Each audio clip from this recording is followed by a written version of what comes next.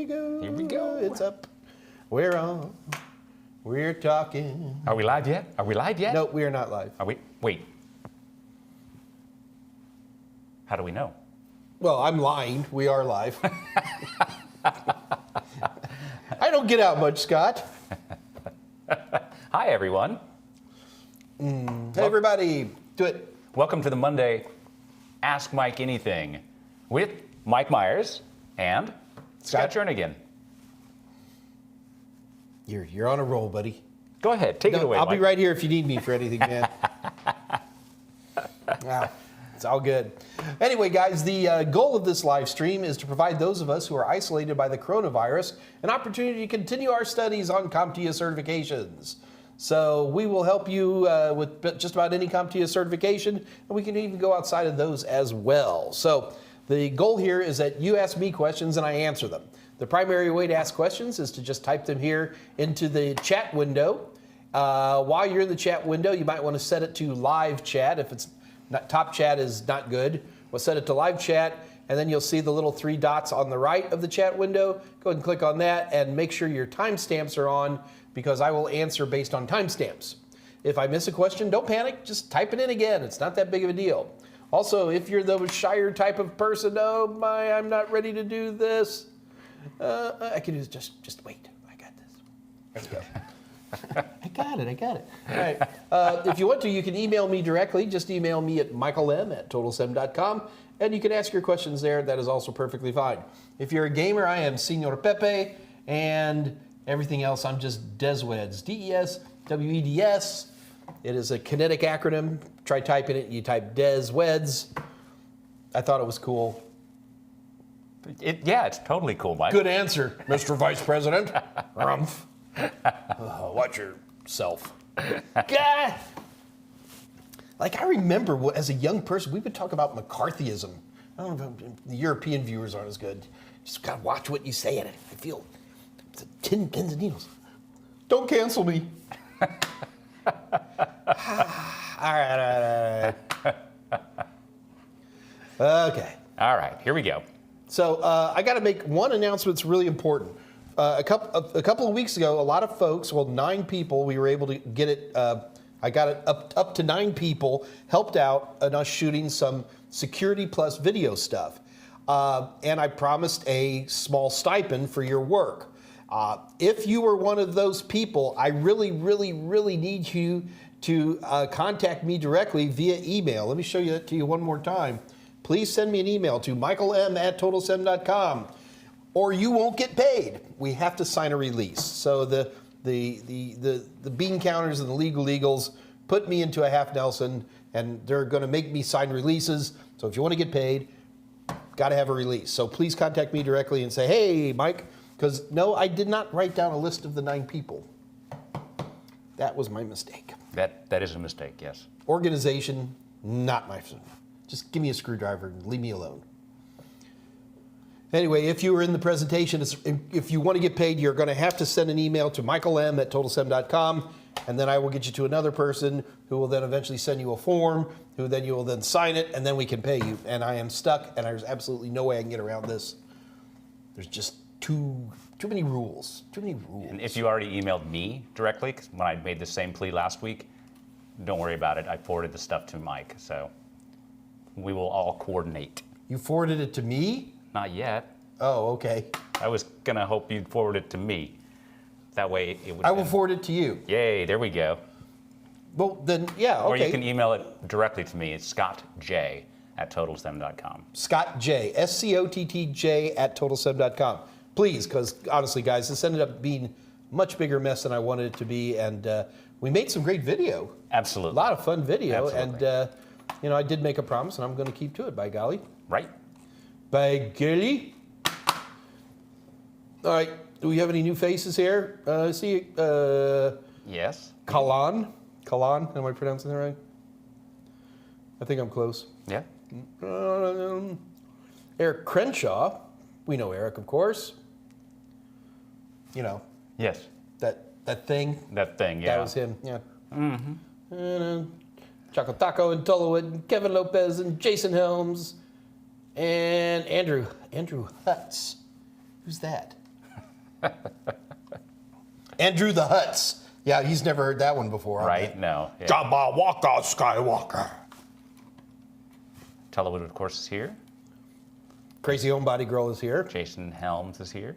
Doug Hall is here. Scott Wolf, that's a new name, right? Choco Taco, we'll do it live. I love that one. What's his name? I don't know. Name is Cultural reference. God, sorry. Keisha Green is here. Hey, Keisha, I haven't seen you for, well, it seems like I haven't seen you for a while. Jorge Luis, Pepe was my childhood nickname. Ashley Sue, yeah, it's totally cool, LOL.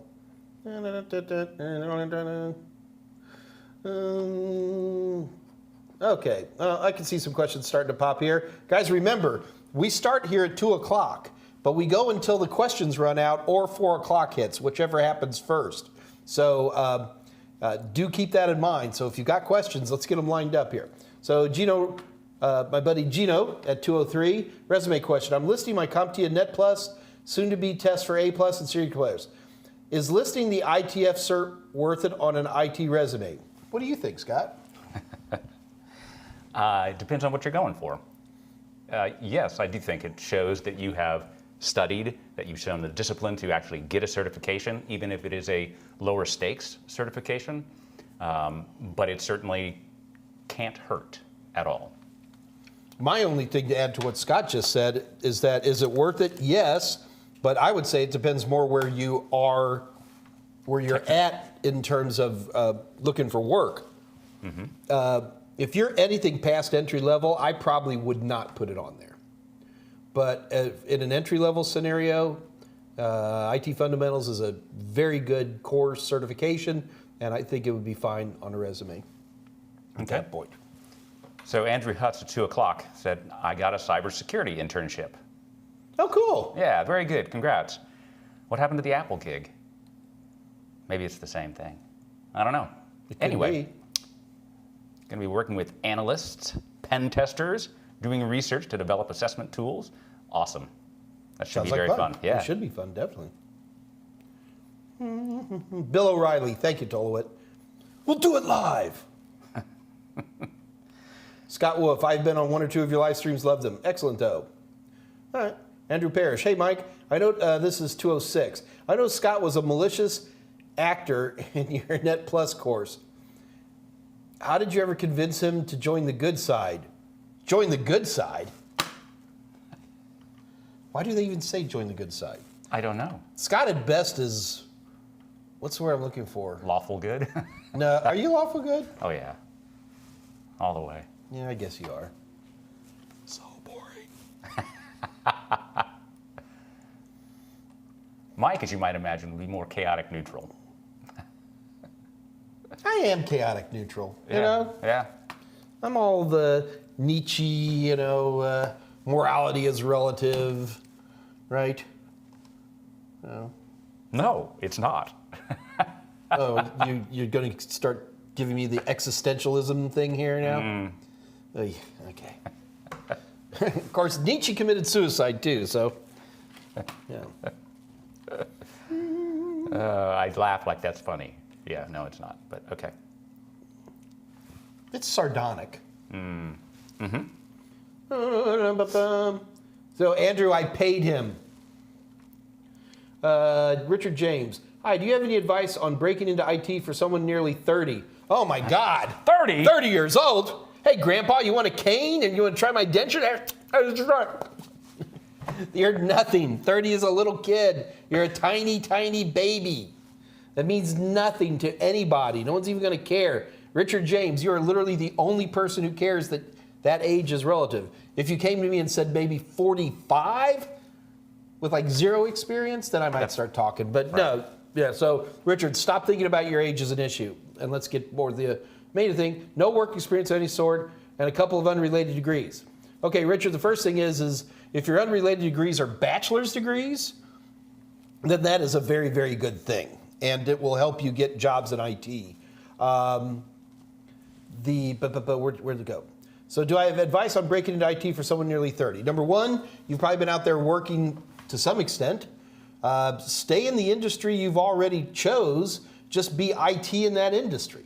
I've known people who've made serious bank. Just a guy who was a fleet mechanic for a company, and all he did was fix trucks all day, and he got tired of fixing trucks, but he got into IT, started developing parts management programs. He started off just being really good at Excel. That was it. And ended up developing these tools, became a coder, da-da-da-da-da. Now he lives quite nicely. I got a million stories like that. So that'd be the first thing I would tell you. The second thing I would tell you is go get a job. Richard, I don't know where you are, but if you're in most places, I don't find getting work that terribly difficult. Most of the time when someone tells me they can't get a job, suddenly they're going to say, oh, well, I can't get a job that pays less than $65,000 a year, which is a little tricky to do in IT, at least for starters, but in 6 months that changes. I have to stay in this little tiny town in upstate New York or whatever it might be, and I'm not going to leave this little teeny tiny town with a population of 1,300 and no real work. That's another big issue. Mike, I have, this is less of an issue than it used to be, like not being able to lift 25 pounds, things like that, but there's a lot of gigs out there where that's becoming less and less of an issue. So, Richard, I would be more interested in how you're doing. Have you applied for jobs and things like that? So there we go. That's answer everything there, huh? Okay, what's next? Hang on, I got it, Scott. Any advice on what I can do to prepare for performance-based questions for A+ 1001? This is Chris Gomez at 206. Yep. What would you do, Scott? I would wait for Mike to surprise you and when he throws a question your way when you weren't ready for it? No.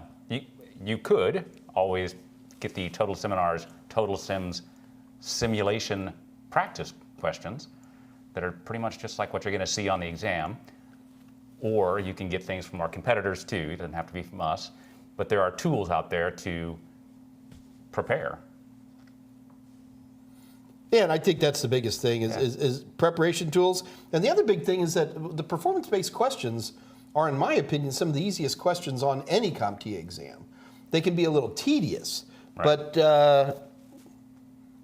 what I do want to tell you is that the biggest problem that people have with performance-based questions is I've discovered that a lot of people are just really terrible readers. People are just awful readers. I got a mail from a person, where'd it go? Like, here's a person who's studying for the A+, and they're saying, I feel really comfortable answering the practice quiz after each chapter, which, so this is the book. Is it? No, these are the I think he has Udemy, he's doing the. Right. Yeah. I feel after each chapter, when I go to do the practice exam, my brain gets frazzled and what seems obvious looks more confusing. I have personally told people that you ought to go, dyslexia.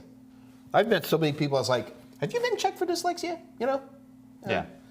And short of having a medical degree, I've done that a lot. But when you read something like this, what I want to tell this person is your reading skills are probably just awful. And that's nothing to be offended of. Reading becomes less of an issue, gosh, by the minute. I think YouTube should be shut down simply because even I find myself where I would read a manual on a procedure to do something. And now you're just like, I'll just YouTube it. Yeah. And so I think that's a bit of an issue. Anyway, I'm going off a little bit. Let me go ahead and tighten this up. The performance-based questions aren't hard. So first of all, I tell you to read the performance-based questions carefully and well. Don't presume the question. That's the other thing that happens in reading all the time. Is I'll start going, okay, so it was a dark and stormy night. The maid screams, a shot was heard, and you just like, okay, I got it. Well, you need to read the whole question because CompTIA PBQs are just famous for having all this goo around it, where actually the answer is just one little bit, a small piece, and I think that's very, very important. The other thing I would tell you is that I've seen people take A+ and completely skip the performance-based exams, and they did so well on everything else that they just passed. So I'm not recommending that you skip questions. I'm just telling you the fact that people can do that makes the impact, Sure. weighting of the questions less onerous than one might think. So I've got a 207 with Sizzle. I have a practice quiz question for you. ID number. Presuming something was working before, why would making sure the sound card driver is installed correctly be a correct answer? So, and I think Sizzle likes to be pronounced Sizz. I actually saw something that they said earlier. Do you know this question off the top of your head? I don't either. Remember. And unfortunately, Sizz, we don't have an easy way to pull that question up. Sizz, if you're willing to, take a picture of the question and then come join the Discord channel. So, what? We have a Discord channel? We do. And, so we don't have a Discord channel. And our buddy who's working in the background, Dave Rush, is going to put up the link to the unofficial Total Seminars Discord channel run by our friend Jose Braden. It's a place where there are 300 plus of us on there all the time, answering questions, some great texts, really nice people. It tends to be lots of interaction right after the AMAs, where people will get into the live chat, turn on their cameras and microphones, and then we just interact real time, face to face, so to speak. But it's a great place to ask questions. You can do it asymmetrically, so you can post a question and say, hey, I don't understand this. Can anybody give me some advice? And as people log in at various times, they can go, oh, hey, try this or try that.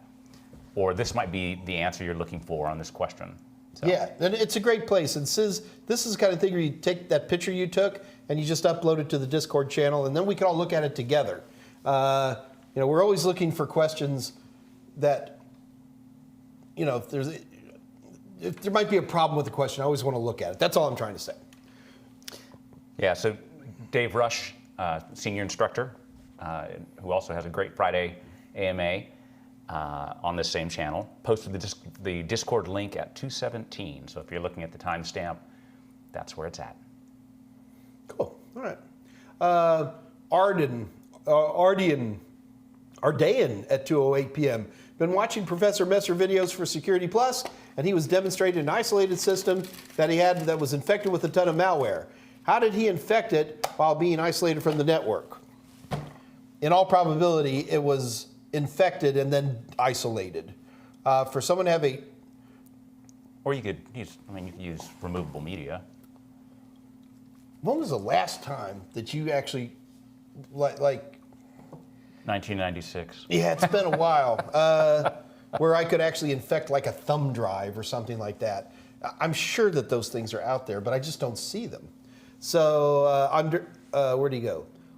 Ardayan, my quick speculation is that it wasn't isolated when it got infected. Oh, and Scott, go ahead and grab the next question for me. I actually had someone had a question in email. Okay. And I want to address that.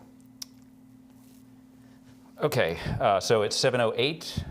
Lee Steedman says, hey guys, currently studying for my Net Plus exam. Do you have any additional tips for getting my head around cider? Boy, I'm sure glad you're on there. Subnetting would be a great topic for the AMA, don't you think, Mike? So Mike has actually done several subnetting videos or AMAs to supplement his excellent subnetting videos in the actual regular series. What you can do is just on the Total Seminars channel, do a search for cider or subnetting, and it'll pull up links. All of our videos and the AMAs and all that stuff are indexed, so it should pull up numerous links for when Mike has already covered those. So that'd be a good way to do it. And then once you watch those, if you still have problems, then jumping into Discord and going, hey, I still need help, that would be a great way to do it. Yeah, so please take a moment and look at those. We have a number of excellent videos, and you can just search right here within the Total Seminars channel and find those. And the way I teach subnetting, I think it's been quite successful over the decades. And we hopefully that would work for you. And then come back. Here's the important thing. Then you got to come back and ask more questions. You can even ask questions like, I don't get it. But that's how this works. So just come back and keep asking questions.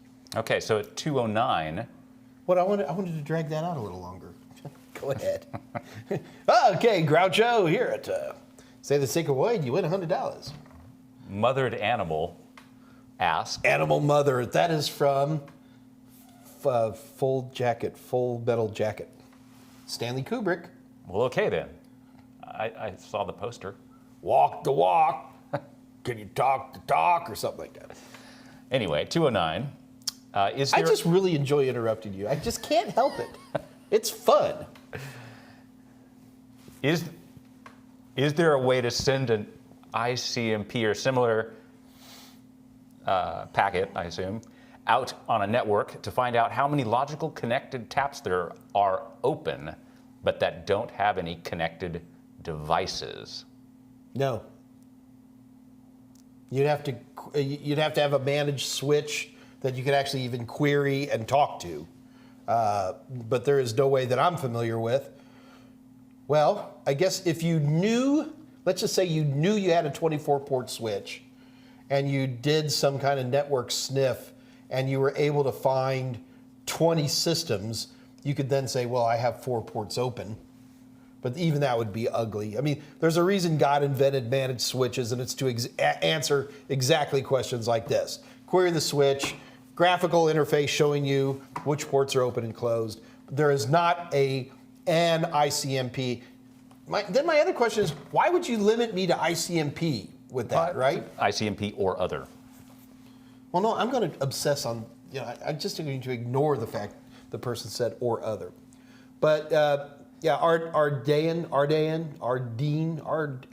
It was Mother Animal. Ask that question. Mothered Animal. There it is. Yeah. No, there is no easy tool for that. Buy managed switches. Even in my house, I buy managed switches. Smaller managed switches today can be purchased for sub $100, and they do a fine job. Right. Absolutely. Why not get a managed switch that you can actually query the thing without having to get out of your chair, which for someone like me is quite important, I might add. So we missed one at 2:12. I wouldn't say I was missing it, Bob.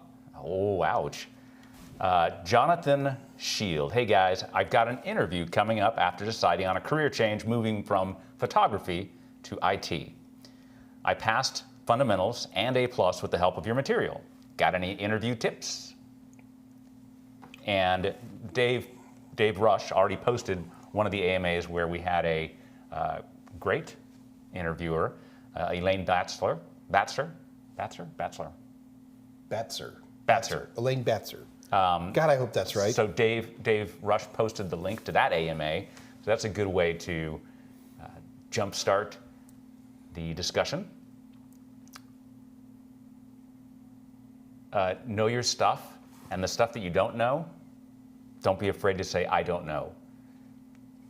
That's important in IT. Yeah, every person I interview, particularly in a technical interview, I will interview them until I get them to say, I don't know. Mainly because I just want to be able to see if they'll say, I don't know. Yeah. Because the one thing you don't want to do is techno-babble another tech. Because we will crush you. Like that. Jorge Luis, do you guys think we'll ever move away from Ethernet networks and just focus on... What? Jorge, what? Move closer to the screen. Move a little closer, buddy. What are you talking about? Cabled networks are the greatest thing ever. The ultimate security, the ultimate dependability. I mean, I love my copper cabling and my fiber optic cabling as well. Will we ever get away from it? Good Lord, I hope not. Although here we are connected I'm connected wirelessly, so. Yeah, but there's a lot of wires after that. I know that. Yeah. I know that. We get paid to fix all those too. That's right. And everybody's like, oh, why? I just imagine like a big data center with some of those, 400 gigabit per second links going, can we do this wirelessly? No, you can't. Fiber, good. Wireless, good for people in coffee shops. I don't like using wire, even here in the house or in the office. I mean, for my phone or maybe the occasional laptop, but everything I have is wired. Do you get an impression I have a feeling about this? Maybe I'm trying to show you how I really feel. Tiny bit of I'm passion. shy, I'm a delicate flower, Scott. Dying in the desert. A flower dying. You just quoted Star Trek. That is from a Star Trek episode. I know. I was actually quoting Star Trek. Oh, okay. Because I don't remember the episode. Well, so there you go. You'd never work for me then. I actually once hired a guy because he was able to. Okay, here, I'll throw it out to you guys. Let's see how good of a Trekkie you are. I once hired a guy because it was down to 2 guys. Okay, guys, it was the 90s. There were no girls in IT back then, okay? So it was just these 2 guys. And their resumes were identical. I mean, they were perfect, just perfect guys. And I couldn't decide between the 2 of them. So I asked each one of these guys the exact same question. I go, in the original Star Trek, in the episode where the hippies took over the Enterprise, there was a song. Now, name the song and then sing as much of it as you can. Now, of course, both interviewers knew absolutely the song was Going Down to Eden, but only one person was able to sing it all the way through. Were you around back in the Richard Smith days? I was. Yeah. He was insane. He was insane. I love Absolutely. you, Richard, but you're nuts. All right. Yeah, a lot of fun to work with. I remember, I got to tell another old teacher story. So we used to always have 2 teachers. One guy was the main teacher, the other one was like support, because it was hands-on and hard drive goes down or something, you wanted somebody there. Anyway, I'm trying to explain to the students this concept, and it was a bigger class, it was like 35, 36 students. And I'm yelling out to the students, I was talking about, I don't even remember what it was back then, and I was like, well, do you see it? Do you see it?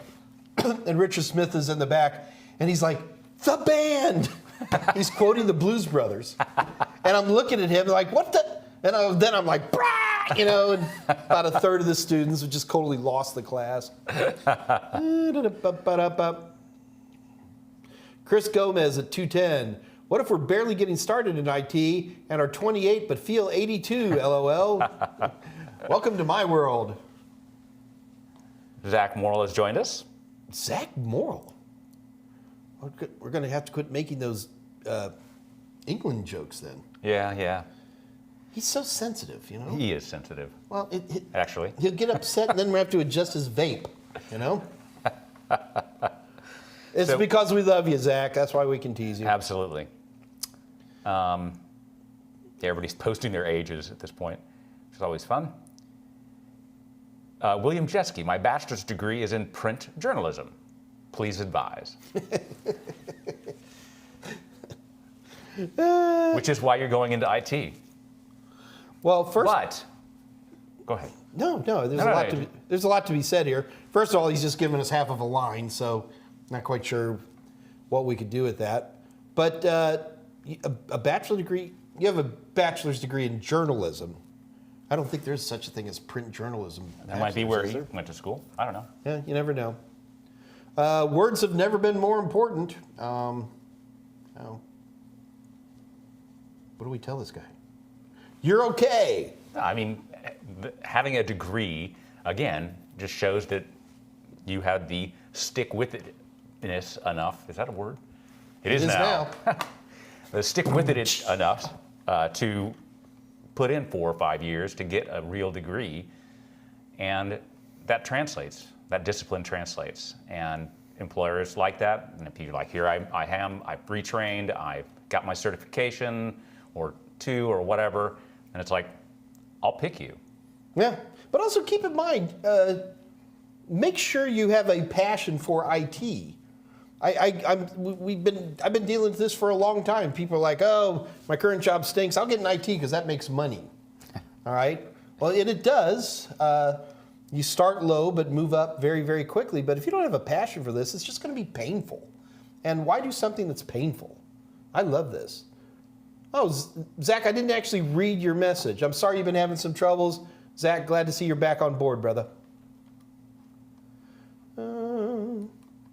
But yeah, William Jeske, you have a degree, man. You're halfway there. Absolutely. Rocky Co. Says hello. I say hello back to you. Andre de Goyard, my favorite belch. Sizzle, I'll be 42 next. God, I'd love to be. Could you imagine being 42 again? You mean the answer to? Oh, yeah, I didn't even think about that. No, I'm just thinking, guys, I'm going to turn 60 this year.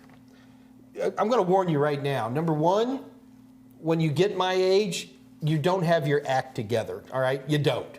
I'm still trying to figure things out. Number two, your hair's going to fall. Well, for most of us. But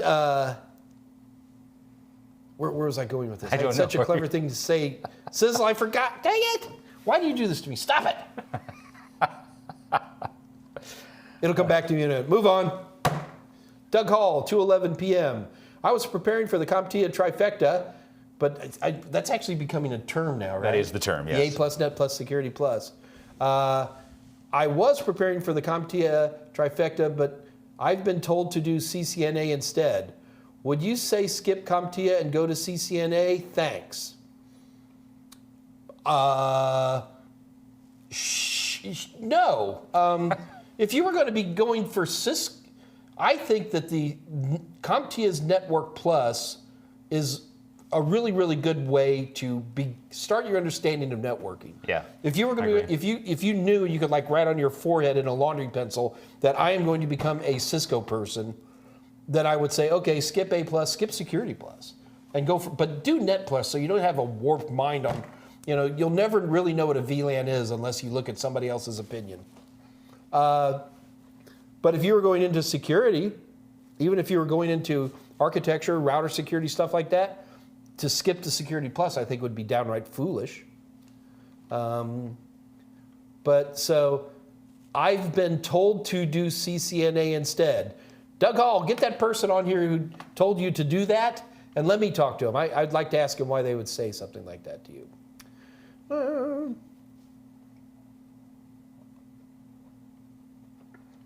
212, Jonathan Shield. Hey guys, I got an interview coming up, and after deciding on a career change, moving from photography to IT, I passed the fundamentals and A+ with help of your material. Do you have any interview tips? Go to lots of interviews. We did that one already. Oh, we did that one? Yeah.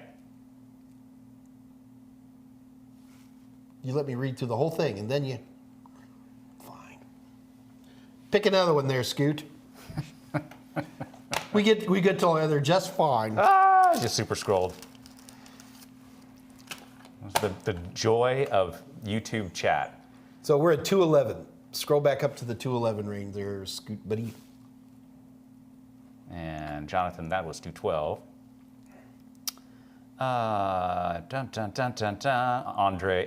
Andrew is offering lots of good advice on job searches and dealing with having a liberal arts degree.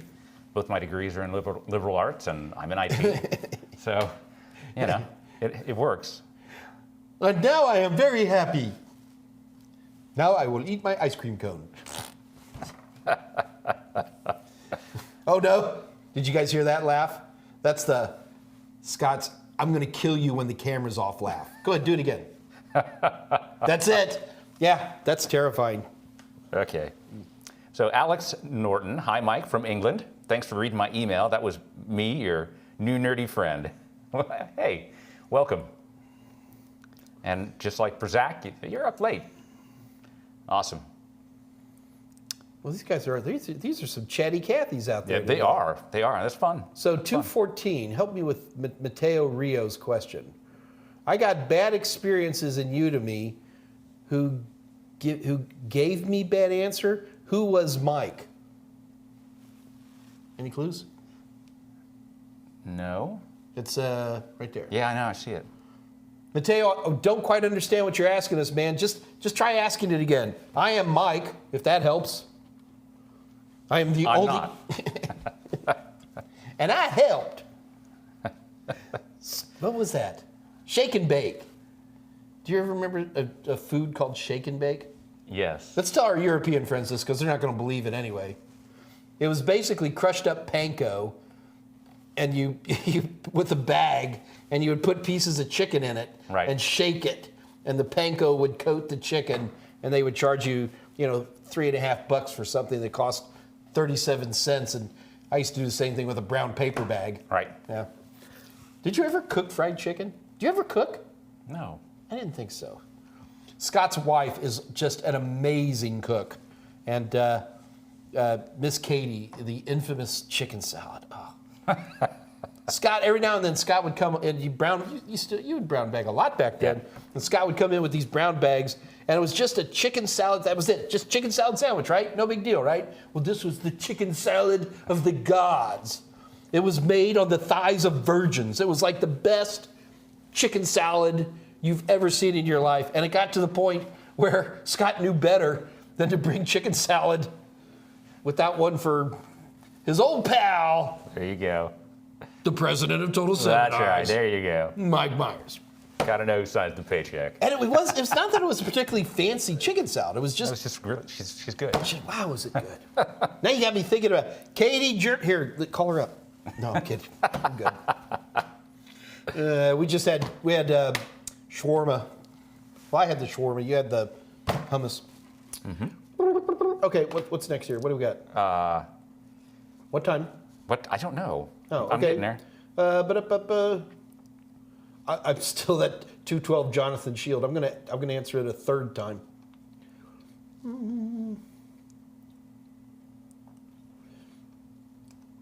We're just scrolling through looking for questions. Rocket Code, do you guys sell videos at Udemy for Network Plus? Just look up Total Network Plus, and you'll find Mike. So yeah, absolutely. Yes.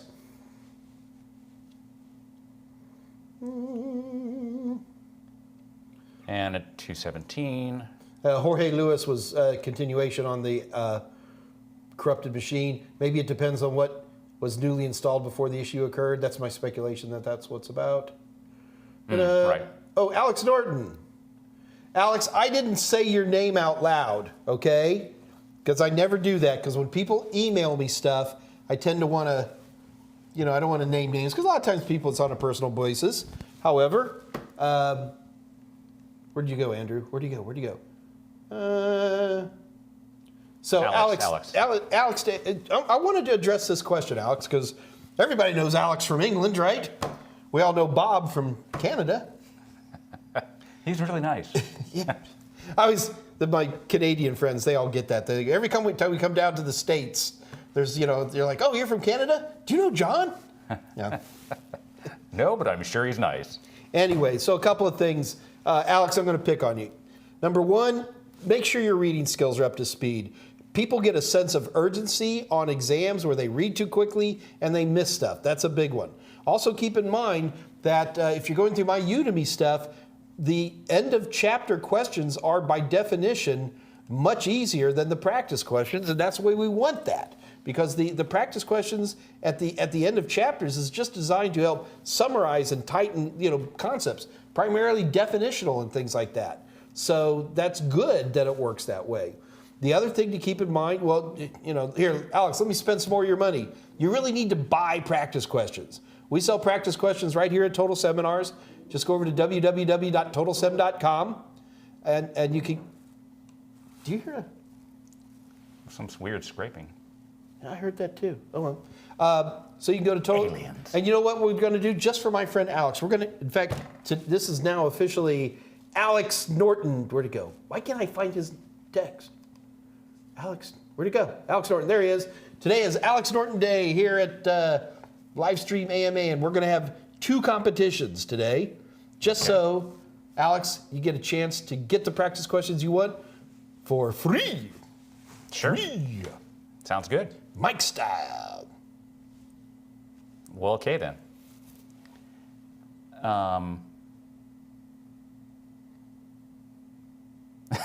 We're going to just slide by that one. What, the Gino one? No. I think it's funny. What does it say? Just took a look at the YouTube video that Dave Rush just posted. What was that? Dave has been posting various things to support, like the Elaine Batzer and subnetting and various things. Michael Smyer does exist, Gino. He does. Sometimes we don't believe it either, but yeah, he does exist. Oh, and speaking of that, Michael's also not just the what is his official title? He's a phlebotomist. He's our systems administrator, so he's like super high-end tech, and also a professional photographer. They're not mutually exclusive. And man, can he river dance. I don't even want to think that. Now I'm thinking it now too. It burns. It burns. Oh, Lord. Okay, come on. Let's get some work done around here. Come on. David Mohan at 220 said, how do you clean out a keyboard that has dust in it? So, of course, Dave posted the infamous my cleaning video. Ah, yes. It got the fire department called on us. Really. Compressed air outside. You know, when those cleaning's such an important thing, like with the cats that were here. Remember the cats? Oh, yeah. Well, they got pretty dirty, you know, and, well, it's not something I'd like to do very often, but I had to clean the cats. You know, they seem to enjoy it. I mean, got a lot of hair on my tongue, but, you know, it was... I was waiting for that punchline. It's an old Steve Martin one. Well, sure. I'm telling you, Steve Martin, if you go back to his late 70s kind of humor, oh my God, funny. Steve Martin, guy. brilliant. Funny Absolutely guy. Brilliant. Yeah. So Sis is going to bring that question up on the Discord channel. That's good. Awesome, perfect. That's the place to do it, Ben. And I'll be on today too. Here's Andre helping with subnetting at 220. Yeah. We got it, Andre. We got it, brother. It's like somebody said, "Can I have subnetting help?" And everybody's just lining up with knives and sticks. Don't beat up the new person anymore. He's asking a legitimate question.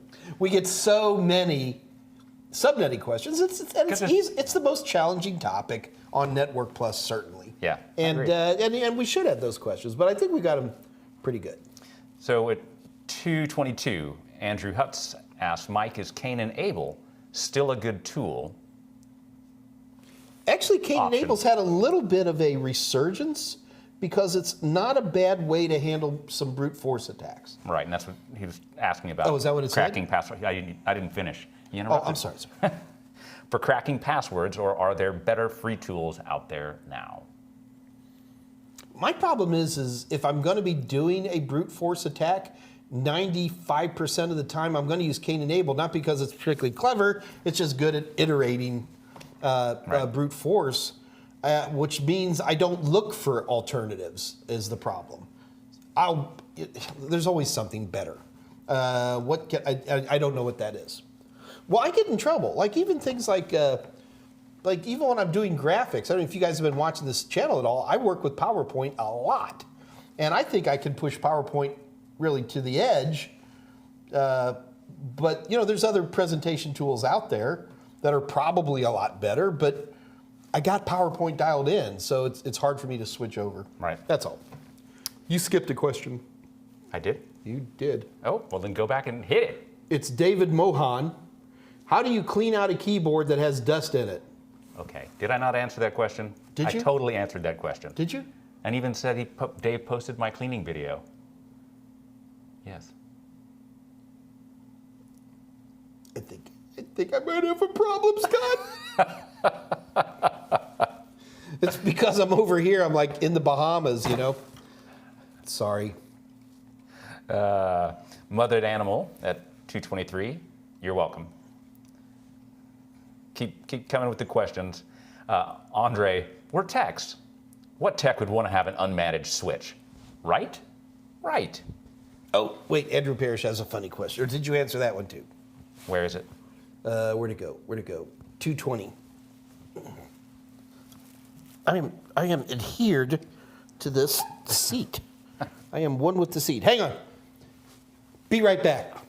Okay, so Andrew Parrish asked at 220, hey Mike, are you the same character Mike is featured in the Halloween movies? Well, just hang on a minute there, little lady.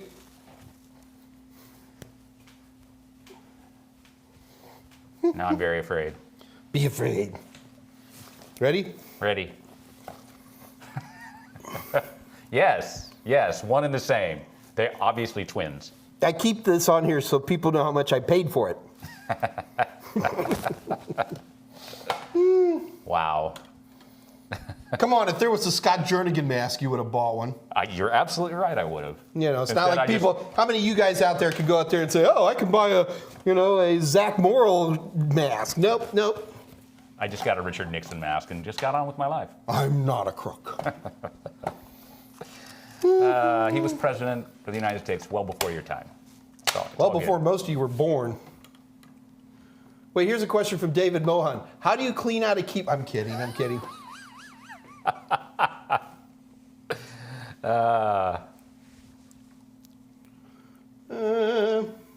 Okay. How about this one from at 224 from Akshay Padale.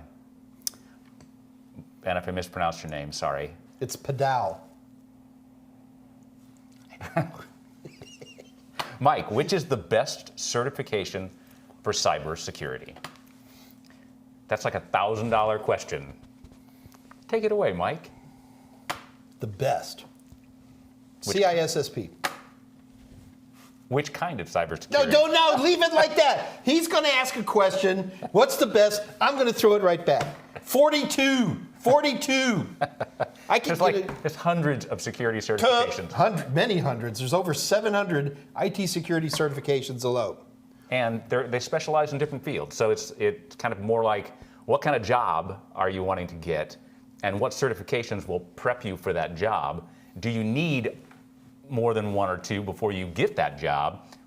Or do you get them after you get the job as you're learning more in the job? So it's a huge question. No, keep going, man. I'm just doing background music. I have seen something like So okay, this one was a little easier. It came right after from that 225 from Omar. Do it. Eldonasari. Omar Eldonasari. What is the best programming language I should start with?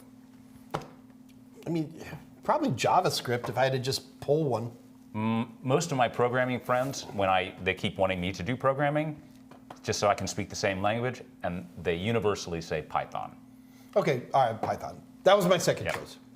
So there's lots of good Udemy videos out there on Python.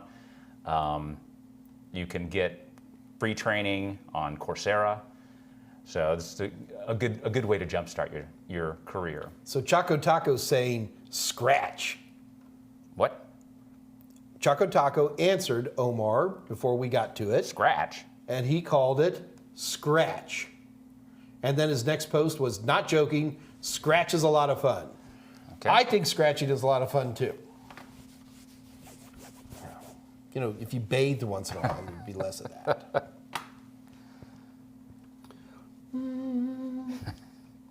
Scratch is a joke answer, by the way. And Scratch is a joke answer? Yeah. How do you know that? Because Dave Rush just posted it. I have a back channel right here. Oh, I find Choco Taco's humor confusing. What are you saying? He's one of those people from Oregon, you know.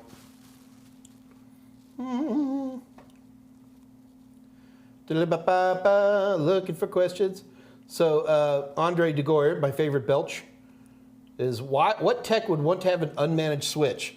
Andre, bingo. I have like one or two 5-port unmanaged switches I keep around for emergency network, snap something together quick. Mm-hmm. That's about it.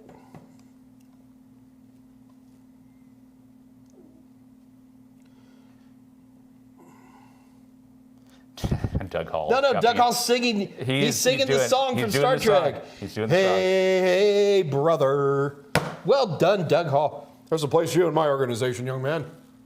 Oh, by the way, Scott, I have 3 more emails from folks who did the show. Okay, good. And literally and it looks like all 3 of them CC'd you as well. Okay, cool. It's all good. I think so. If not, I will just send them to you a second time. But we got some coming. That's good. Yeah. More questions. You know what? Look, what time is it? All right. So we're going to have a competition, or I guarantee, I promise 2, right? Right. So we're going to have giveaways starting in about 10 minutes for anybody who's interested. All right, sounds good. And who was the new person I promised the? You have one job. You have one job. Alex, Yeah. Say that with authority. our friend from England. Was it Alex? Yeah. Okay. I got this, man. You're marvelous, darling. You're marvelous. It is better to look good than to feel good, you know.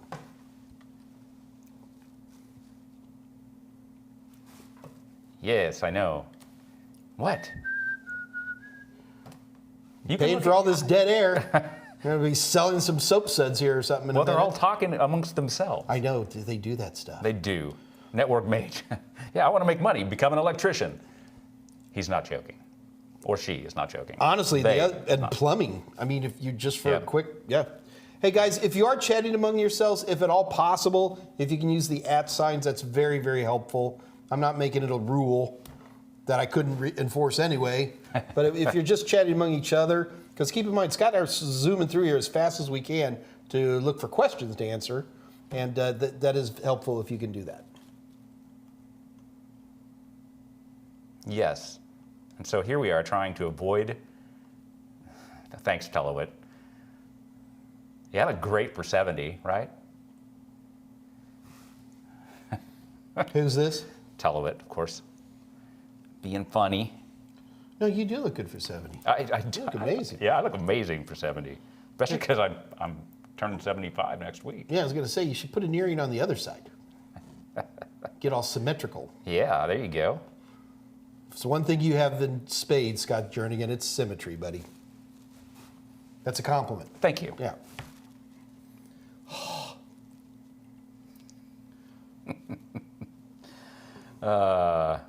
Okay, here we go.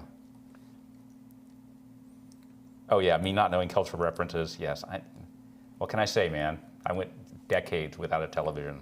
Patricia Grace pops up at 2:30. What did I miss? All the free stuff. Scott was dancing, Patricia. It was great. Hey, you know, Making it rain. keep it PG, Mike. PG. Wait. That's PG. Sure. How's it? Okay. Always like, okay, Mike, here's why. I'm like, that's not what I meant. Network Mage. Employers are rejecting my applications because I'm 43. I'm not saying age discrimination doesn't exist. Right, it does. That's a real thing. But Network Mage, the question I'd be having is, what are you applying for? Who are you talking to? Here, Network Mage, do me a favor, man. Send me an email about this. This is for you, Network Mage. Send an email to michaelm@total7.com, and we can talk about this in more detail. I think I might be able to give you some insights on that, but you don't even have to send me an email if you don't want to, but I would like to talk to you about that. Oh, my turn to super scroll. Okay. So, and Dave posted at 2:30. Dave Rush posted at 2:33, saying that Cain and Abel, if you don't already have a clean copy, he says it's going to be tough to find one that's not infected. So there you go. Get them, uninfect them. Yep.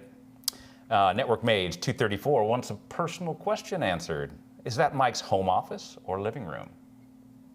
Neither. I have a really weird townhouse, and so like the living room's down there. Front door is like right there. So this is, my ex was a dancer, and this was all mirrored up, and they could dance. They could practice dancing. It ended up being a dance studio for It ended quite a up while. for a long time, and that ended around, I don't know. I couldn't say exactly what day. Maybe it would be July 7th, 2011. But he's not bitter. Not at all. We were like, hey, Mike, you getting ready to get married again? I was like, what, does another woman need a house? You're doing it again, Scott. What are we up to? That was 234. Oh, good Lord, man. Choco Taco. I am not from Oregon. Okay. I know you're not from Oregon. Choco Desert. Don't throw me in with those crazy Oregonians. Right? Actually, I don't blame him on that one. But it's not like I said you were from Idaho or something like that. So at 2:36, Mr. G, hey Mike, Scott, can you please explain again how active and passive FTP works? I'm still wrapping my head around these two. Sure. I mean, I can give you a quick one. We do have some videos on this, but I can give you the Reader's Digest version. The vast majority of applications, like for example, let's just use HTTP, regular, not even secure HTTP, regular HTTP. You have a browser which sends out the initial connecting packets on port 80, and then you're going to have a second port. Now, before I say anything else, do remember, all packets are going to have a IP address where it's going to, an IP address where it's coming from. The important thing when you're talking about IP packets, you have to remember, not only do you have a port number where it's going to, but a port number where it's coming back to. IP addresses get the data to the right computer. Port numbers get it to the right application. You ever wondered why you can have running Firefox or whatever browser you like, and you can have 4 tabs open and they're all working? The reason they're working is because each tab has its own phone home port number, known as a Ephemeral port. God, I could not remember. You were really saving me right there. I went blank. Called an ephemeral port number. It'll be a port number like 49,873. So the packet goes out on port 80 with the ephemeral port number 4,873. It gets to the server. The server grabs it because it's port 80, and that's what that computer's supposed to be doing. So when it sends the packet back, it's going to send it on that whatever that ephemeral number is. Where am I at? Oh, I'm way down from there. What was the question? I already lost it. Just what's the difference between that's passive right. and active Passive FTP? and active. So they wouldn't have actually gone to port 80. Just all right. So with FTP, traditional old school FTP, you go out on port 21, but the FTP server will talk back to some extent on port 20. And that could be a bit of a challenge because most NATed routers in particular will not allow incoming data that isn't from a port number already being used. So like the web server, your web browser started out with port 80, so it's going to accept incoming port 80. But if you send out on port 21 with active FTP, it's not going to accept inbound port 20. So that's active FTP. So pretty much today, all FTP is passive FTP, where it doesn't use port 20 at all. It just uses port 21. okay. That's it. And Dave Rush also posted the more detailed AMA answer that you did. He posted the link at 2:57 for you. So Yeah. there you go. Thanks, Dave. So Nick Polhast asked a couple of questions. What time? 2:40. Hey guys, I have a BS in marketing and worked as a digital marketing assistant. I really enjoyed the coding aspect of the job, but not so much the marketing. I have an interview tomorrow and no certs. How do I not look like a bumbling fool? Well, sometimes you're going to look like a bumbling fool, but as long as you're an honest bumbling fool, a dependable bumbling fool, a high integrity bumbling fool, well, after you can do all those things, you're no longer a bumbling fool, right? Right. And just to clarify, he's going for a help desk position. He's currently working on his A+. So yeah. For a help desk slot, convince the interviewer that you'll show up to work. There's a reason those are entry-level slots, man. And the fact that you have a bachelor's degree in marketing and you've had jobs, you're golden. Just talk and don't try to technobabble. Yep. That's the key. Yeah, okay. Network Mage, can you surf the web with PowerPoint? Can I surf the web with PowerPoint? This doesn't ask me anything. I'm not sure if I could surf the web with PowerPoint, but I could.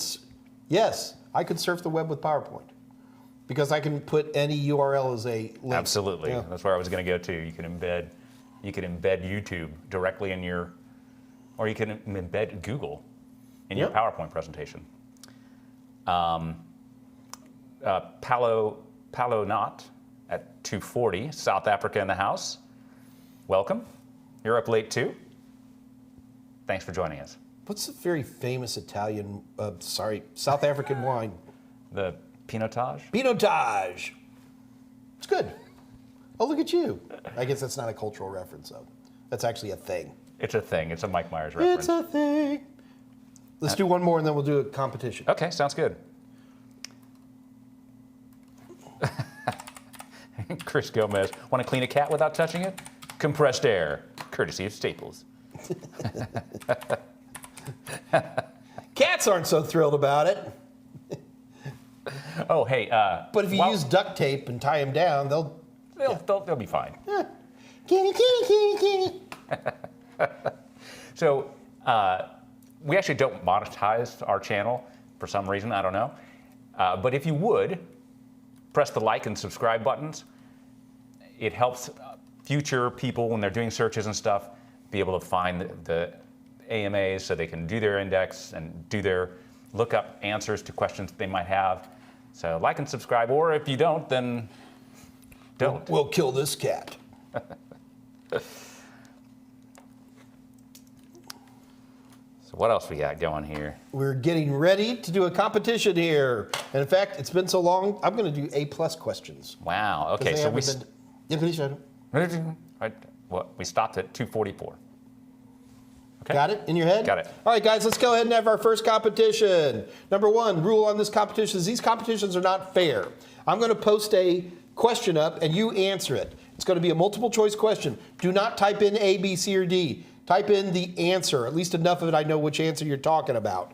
Whoever we think pops up first wins. So if you type in something quick and you think you're first on live chat, that doesn't mean we're going to see it as first on live chat. Got it? That's number one. If you're a longtime winner and you just want to play and you don't want to actually get the prize, just type the word PASS at the end of your answer, and we'll skip. We'll give you all the kudos and all that, but we'll move on to the number 2 person for the actual prize. The prize is going to be 90-day access to the Mike Meyers practice questions of your choice. And that was Alex? That was the person, Alex? Okay, so this is all done for my new friend, Alex, just for you, amigo. All right, so let's go ahead and do this. This is A+. A+, here we go. This is kind of a hardware-ish kind of question, too. Okay. Maybe if I press the right button so they could see it. There we go. All right. The image on a customer's laptop is very dim with only the outline visible. What can cause this problem? Select 2.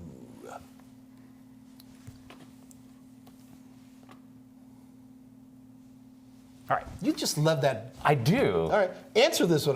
This is not a trivial question. So there's 2 answers here, Scott. Okay. I don't have it absolutely locked in. Image on a customer's team, very dim. Only the outline. See, I don't like the word outline. I wish it had said something more like... I have my answers. I don't. I honestly, this one has me at disadvantage. So what do you think they are, Scott? It could be a plasma screen with burn-in. I wasn't thinking in those terms. Okay, I'll go with a plasma screen. Although that'd be kind of unusual with a laptop. That's the thing that's kind of weirding me out. I don't know. I've certainly seen laptops with plasma screens. And so this is almost more than technology. I would say an inverter could cause that. I mean, yeah. Well, let's check. All right. Aren't these Mike Meyers questions so excellent? This testing engine's absolutely amazing. With the handy assistance window where we can check our answer. Oh, A is incorrect. A is incorrect. Because, of course, you can't see plasma. Although I had one. It was this big. Could it be CRT? No. No, yeah. So, okay, we only have 2 left, B and C. LCD.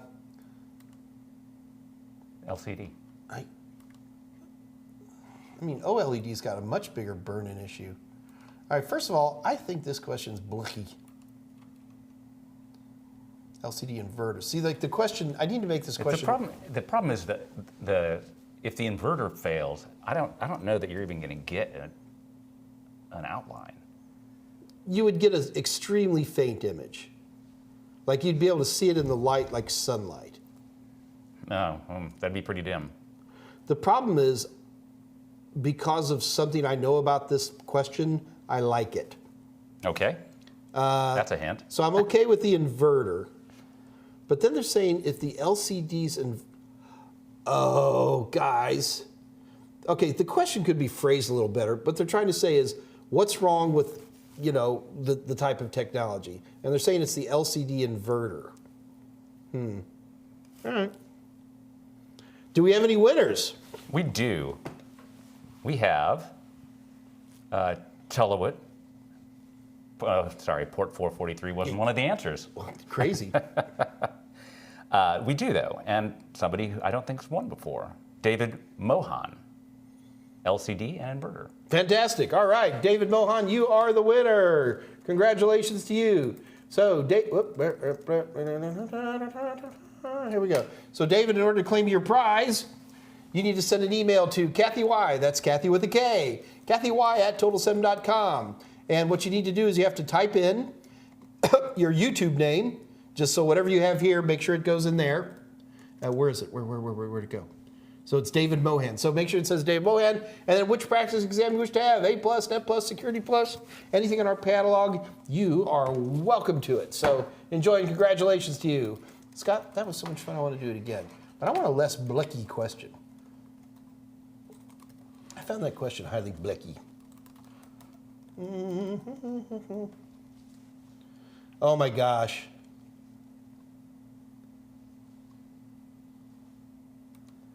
Oh my gosh.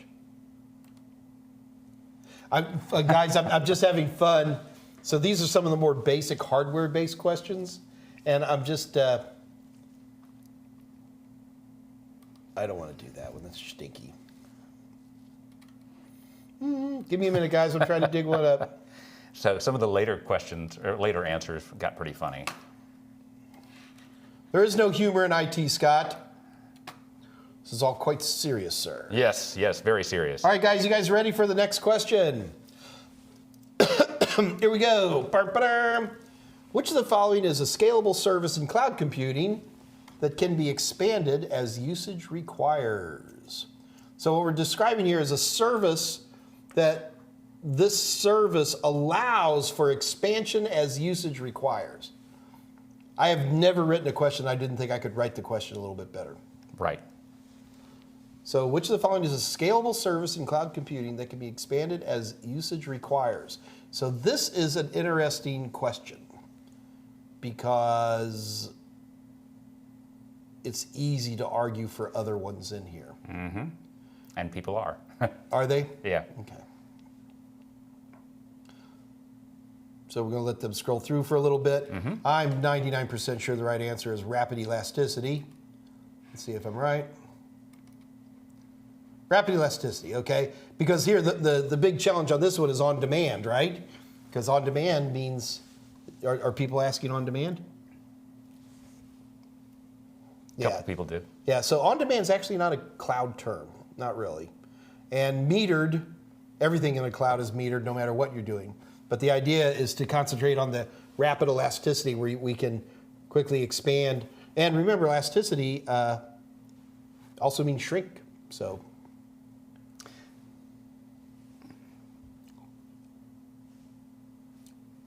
David Mohan won twice in a row. Hey, David, do you actually want to win 2 times in a row here? Let's see what David says. David Mohan, you are the winner of the second competition as well. So I'm going to, let's give David a moment. David, you have to respond one way or the other. Say, I want the second one as well. And that's perfectly acceptable. Yeah, if you want both, you got them, man. All right. Although, yeah. So let's see what he says. Yes, sir. Okay, all right. My guy, you got it. All right. David, you get to win twice today. You are the winner today. And where to go? Is it here? Yeah, there we go. So, David, you can just send one email.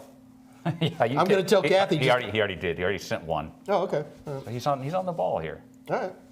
Excelente. So, Kathy Y at total7.com. Just type in put your name in there, and you're in good shape. Guys, do remember that some of y'all are typing in the letter of the question. Don't do that. You have to actually type the question out. Fastest latency in the West. Yeah. Watch this. Actually, David Mohan. Wait, he's your next door neighbor. I don't catch that reference. No latency at all. He's literally on the same Wi-Fi network we are. Who? David Mohan. That's why he's so fast. I'm making a joke, Mike. Oh, good God, Scott. Ah, man, sometimes. He's a little thick. You start singing Jethro Tull here. Yep. There you go, Tolowit. Scott Jernigan, 249. Scratch is not a joke answer. Now, for the record, Tolowit, I didn't think it was a joke answer either, but we had some side channel stuff telling us it was. So we will have that person beaten. So Philippe Polzeni, I'm at 250. What? But it is, though, because it was an ancient language. Okay. As opposed to a modern language. Okay. That's all. Okay. There's Philippe Polzani back at 2:50 p.m. Is age 35 too late for starting like sysadmin?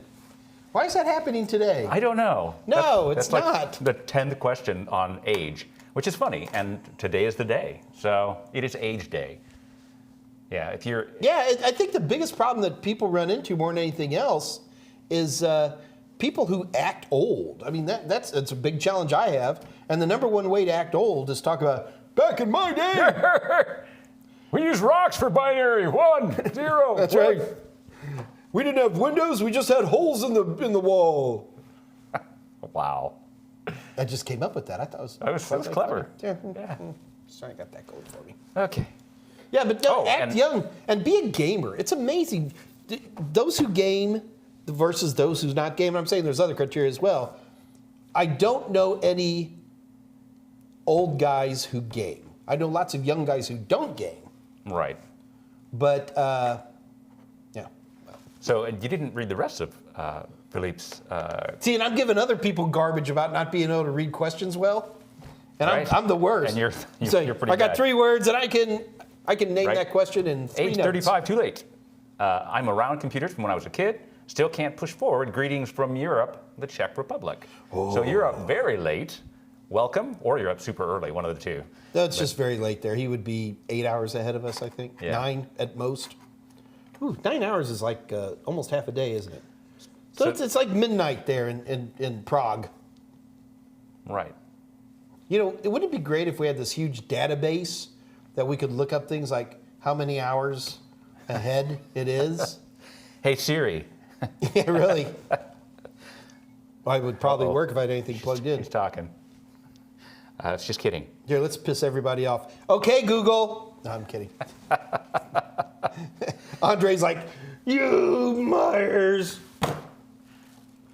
Drum Geek says hi. Brendan S. here. It's been a Brendan. while. Hey, Brendan. Good to see you again, man. Swamped with work. That's a good thing to be, right? So the question, he has a question. This is at 2:50.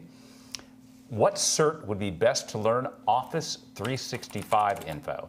It's like a constant issue in my workplace right now. So I had to double check this because I knew there was. So Microsoft has an entire Office 365 certification path, but I'm pretty sure what you're talking about is on your end, you're administrating. So probably the enterprise administrator expert would be the one. Let's see if can I pull that over so the guys can see? Yeah, sure, why not? I think we can. So this is probably the one. Go ahead and press your button, Scott. All right. There we go. Okay, all right, great. So this would probably be one of the certs that you might want to look at, Brendan. For people who are supporting Office 365, these certs are well respected. And God, there's a few of those I wish I was doing. Yeah. Seriously. Michael Smyer does a great job supporting our Office 365, but do you get a lot of emails of questionable? I get tons from like Microsoft. It's not Microsoft though. Oh, well, Yeah, I think my spam filter is pretty hyperactive. Yeah, well, I thought mine was. I'm not so sure. Where you at, Scott? Come on.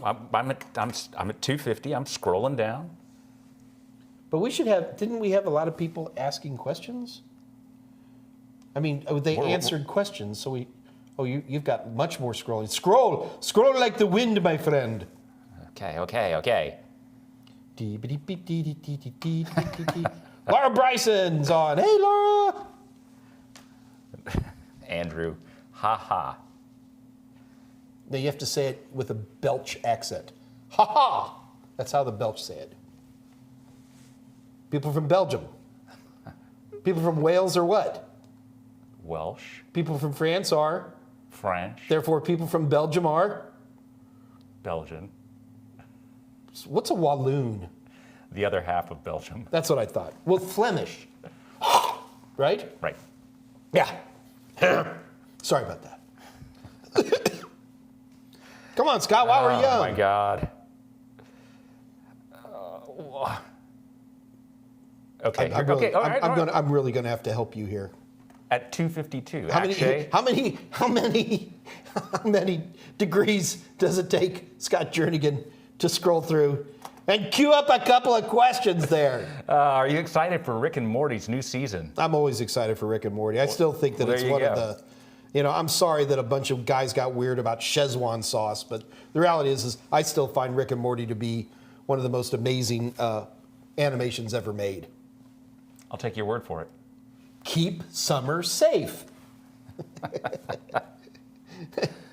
Andrew Parrish wants to hear something in a Donald Duck accent, just for funsies.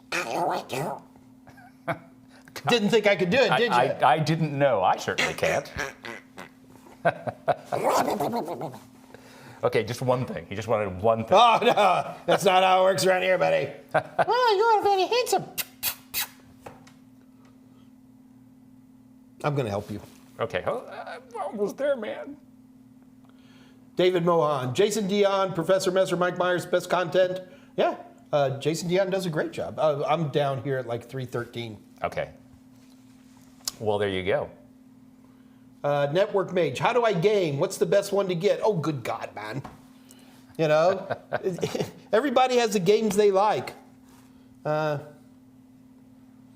Some people are first-person shooters. Some people are real-time strategy. Scott Jernigan does these god-awful turn-based. Do you still play that Crusader Kings game? I do. Is that still being developed? Oh, yeah. It's huge in Europe. Yeah. I mean, huge. Europe, people from like Prague, maybe. I kid. No, just play a game. Have a fun. David Rush, I'm not a Frenchie. I'm a Belgie. There we go. Sounds all right. Andrew said it's 22:15. So, thank you, Andrew. That's not that late. It's only 10:15.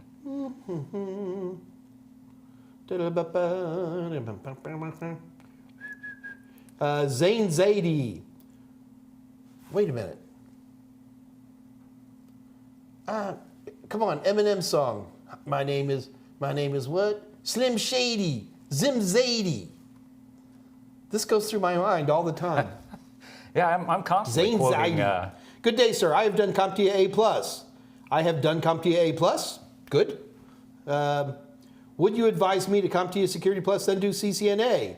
Zane, I don't know what you want to do in life. Where's your passions? I mean, do you want to become a Cisco guy? Then yes, that probably would be a good way to go. Do you want to become an expert in wireless? Then maybe that'd be a bad way to go. You want to become an administrator in Microsoft? Maybe that's a bad way to go. So Zane, what do you want to be in IT? Because if you don't know,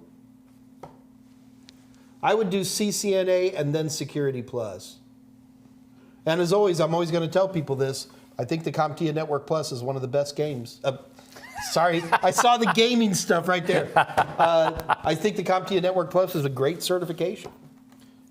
Oh God, Andrew Hutt's like these turn-based things too. David Hall, Mike will get to your email at some point here. He hasn't picked it up yet.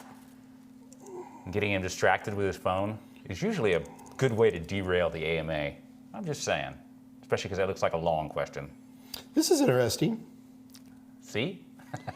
Jorge Navarro from Network Engineer Academy is all over YouTube saying, don't do CompTIA and get the wrong entry-level job. After investigation, he and Network Chuck seem to agree that CCNA is great if and when you could get it. I like CCNA.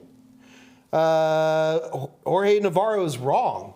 Jorge Navarro, you're wrong and you're full of BS and you're screwing over a bunch of people who are trying to move their careers forward. Jorge Navarro, come talk to me online and let's take this toe-to-toe, you idiot. What a terrible thing to say. I will say, is a CCNA better than an A+?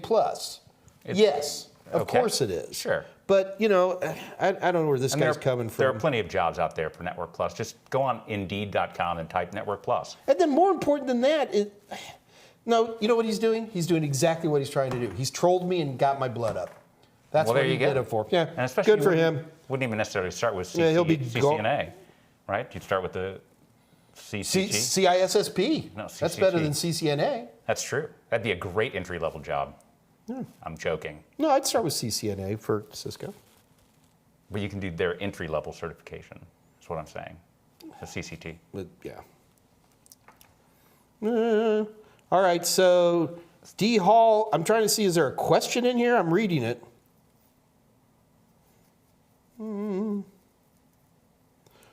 I didn't want you to call out Jorge NEA on the live chat. Sorry.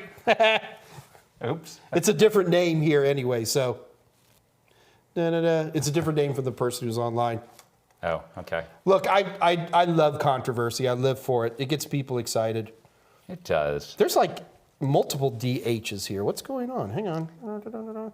So Jason Helms asks, Mike or Scott, can you explain a proxy and what's its purpose? And before you jump in,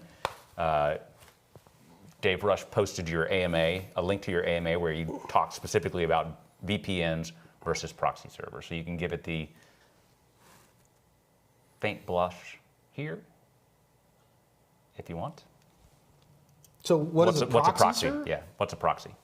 Yeah, let's say a proxy, because it doesn't necessarily, well, a proxy server or a reverse proxy server. A proxy is somebody else who represents you. Whether, if I'm from the outside world and I want to look at your network, there might be another box between me and your servers, then that would be a proxy. If I want to get out in the real world, there might be something between me and the real world, and this box is also a proxy. Proxies protect you from idiocy and protect idiocy from you. And that's a big part. Dave Rush has a link to it, and I'd strongly recommend you go that way. Absolutely. Keisha Green asks at 3:20, are there sites to get scenarios to try on my VirtualBox using Server 2019 and Windows 10 Enterprise? So scenarios, as opposed to just playing? You can tell by the way we're stalling on this that it's not the way that either Scott and I would even look at learning these types of things. The problem with building scenarios is that I would have to have some sense of where your skill sets are in terms of a scenario. So for example, if you're someone who's just, first time you've ever popped a Windows server, what scenarios am I going to put in there? Changing the name of the computer, reconfiguring DNS settings or something like that? In my opinion, that doesn't even need a scenario tool. Right. You know, it's just go in and break it and then put it back. Right. Right. Or heck, if it's a virtual machine, just delete the virtual machine and restore from your previous version. Yeah. No, I don't see a lot of those types of things, mainly because, so many reasons. Yeah. There are no scenarios that you're going to run into on a CompTIA exam that would ask you to like drill through an Active Directory integrated server. So in that case, that would be a failure scenario. It wouldn't help you. The Windows Server is a bit persnickety about a lot of stuff. And to set up a scenario, even things like the IP addresses of the other virtualized machines would have to be configured. Do you really want an internet connection on this outside of the connection just to get to the box? There are plenty of Windows Server out there that are publicly available that you can play with, but those tend to get abused pretty quickly. Yeah, absolutely. So the answer is no. I don't have an easy. I don't have a easy place for you to go for that. We certainly did some videos on downloading your own demonstration copy and put it in a virtual machine and playing with like that. I think she's already done that. Literally just doing it because we just showed how to do it. Oh, okay. So that's good. Mustafa Chowdhury at 3:21. Previous user Apple ID appears on screen. Suddenly, once restart the watch. Ah. Can it Okay, update so, well, I'll tell you right now. Literally an Apple Watch, okay. Mustafa, I'm sure you've done everything legally and up and above board, but if I were to see that type of situation on an Apple Watch, my first assumption is that someone stole the watch. It's a stolen watch and nobody else can log into it, which is a standard protection feature. And again, Mustafa, I'm not saying you did that at all. I'm just saying that that would have been one of the things that I would be looking at. Right. You're going to have to take that over to one of the Apple experts, and they're going to ask you the same question. Right. Yeah. Take it to a Genius Bar. And if you bought it used, just tell us you bought it used from somebody else. And you're going to, if you bought it used from somebody else, nothing wrong with that. I know lots of people who buy iWatches and things like that used. Whoever has that account is going to have to log it in. You cannot do a hard reset. If you do a hard reset on the watch, it becomes something that's going to have to go into Apple, and they're going to want to know the serial number of the watch. They're going to want a receipt from you with the serial number, blah, blah, blah, and all that. So that's all I got. Okay.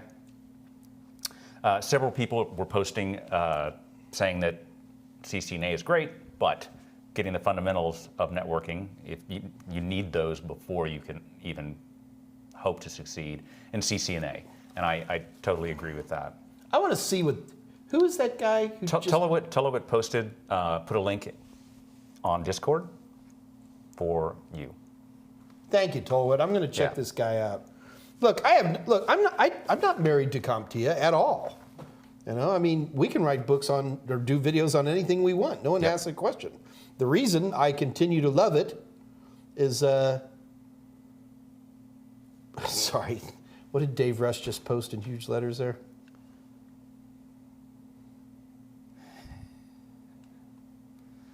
Wow.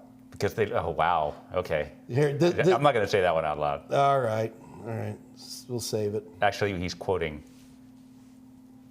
Navarro. Okay, I'm a little confused in terms of what's going on here. So. It's okay. All right. So here's another question.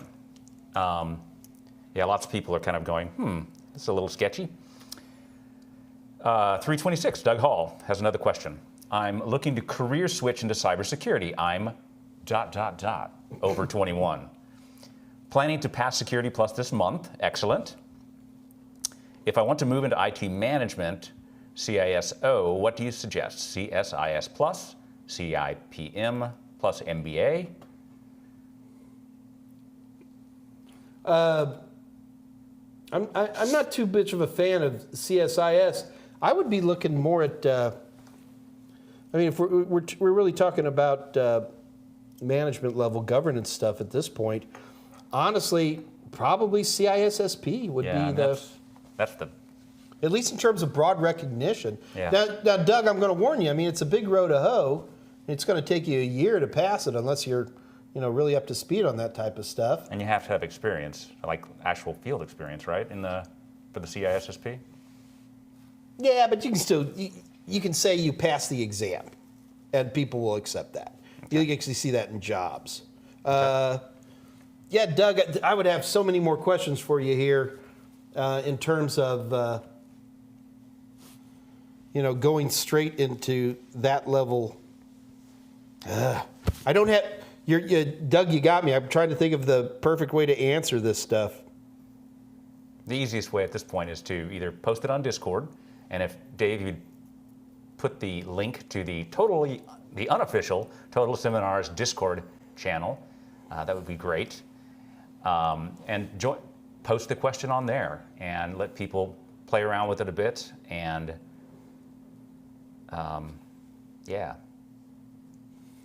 So. Yeah, Doug, I know CISSP takes years. It does, but they're good years.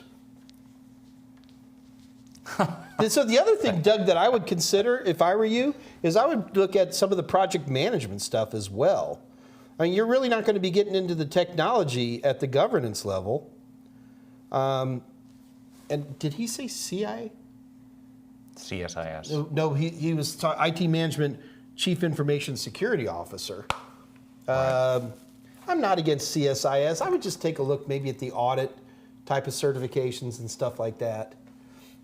What you're hearing here is that you're not going to lose too much. Just getting even the smallest amount of experience in there you'll be. Doug Hall's adding some more. CSIS is the proper name for the trifecta.